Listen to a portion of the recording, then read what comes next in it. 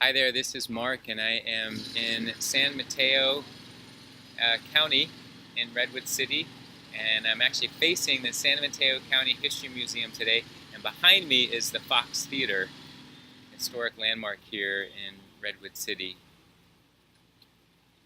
Actually, I don't know the whole history of it. I should look it up, but it's a cool building. I'm doing my reading from the Golden Present, Daily Inspirational Readings by Sri Swami Satchidananda. And the reading for August 23rd has the topic, "It's Available to Everyone." And this is not a question and answer format. Finally, it's just Swami Satchidananda, his words being captured and shared here. Contentment is God. A contented mind is a peaceful mind. It is not disturbed. That is why we say contentment is golden.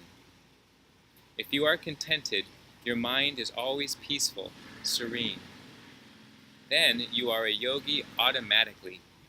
That's the only qualification.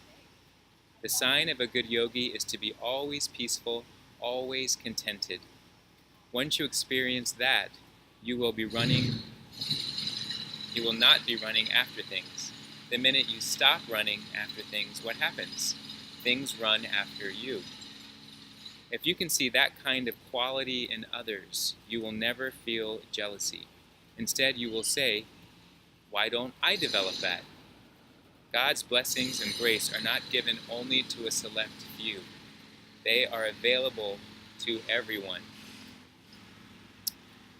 Another nice start off here, which is saying contentment is God. So he said before in this book, peace is God. Cosmic will is God. So it's not this one thing that even he talks about within his frame of reference, but it's this essence, this maybe this state of well-being that all of us have the opportunity to be able to find inside ourselves. You know, it's not this far-off thing, way high up in the sky thing or person, but that it's actually more of this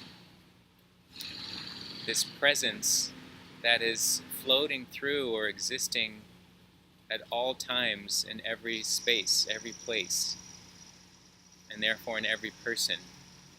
So the challenge, though, is that, like he says in here, we're not always in that place of contentment or that place of peace or aligned with a higher will.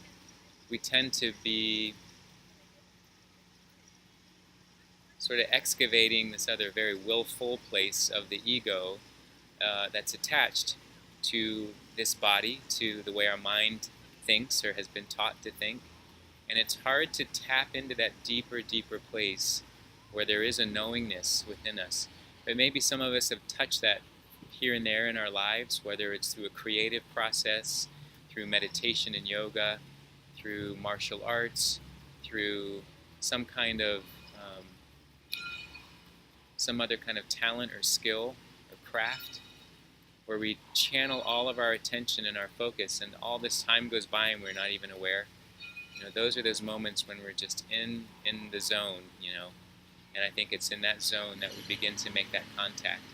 You know, just like the people who are drilling, I don't know if you can hear it, but there's that hammering, drilling into the ground sound far away, or not so far. But I think in that moment they're probably not thinking about, like, you know, what am I going to do tomorrow, or, you know, what's going to happen when the holidays come around. I think they're probably focusing in so they're, you know, not getting injured, and they're doing what they need to be doing, taking the right steps, you know, hopefully. But I like this idea that, you know, that he's talking about here, that's the only qualification for a yogi, is one who is contented, where your mind is always peaceful and serene.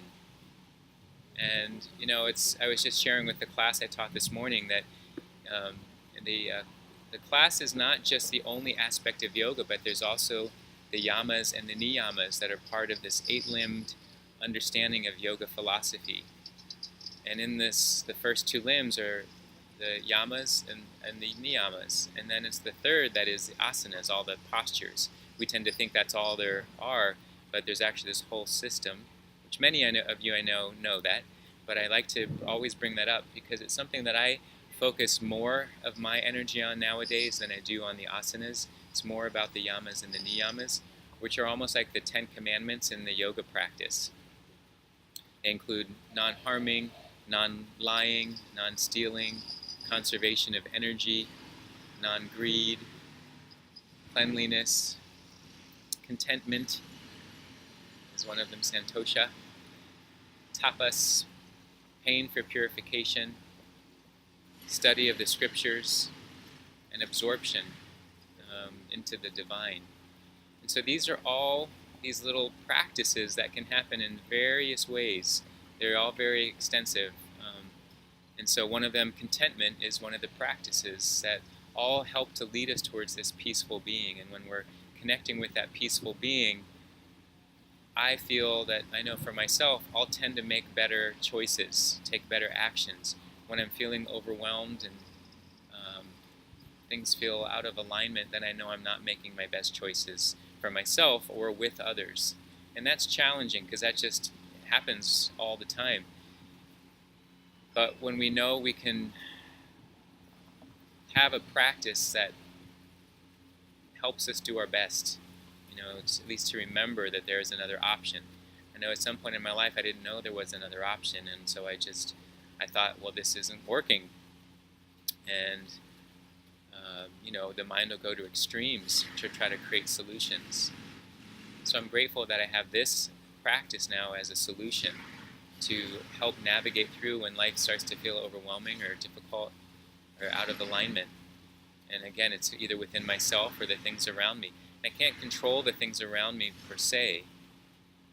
We can make a difference in the world by our actions, especially when they're coming from that place of peace and contentment within ourselves. Otherwise, it can be this outward expression of our own wound. And, sometimes that is useful. I will say it's always useful. We just learn, there's just consequences.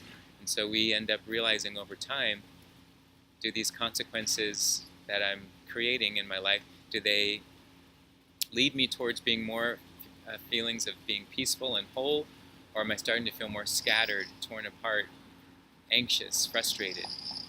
And again, I feel like it's a long journey, but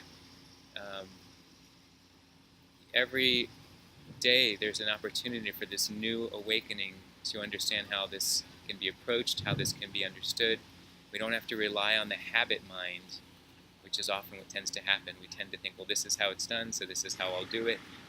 Every day there's that opportunity to go, oh my gosh, this is a whole new way of thinking. So see if we can try to be open to that and see if that leads towards contentment and peacefulness by that idea that we can shift and change each new day. All right, that's my share for today from Redwood City. Thanks for watching these, and I'll see you tomorrow.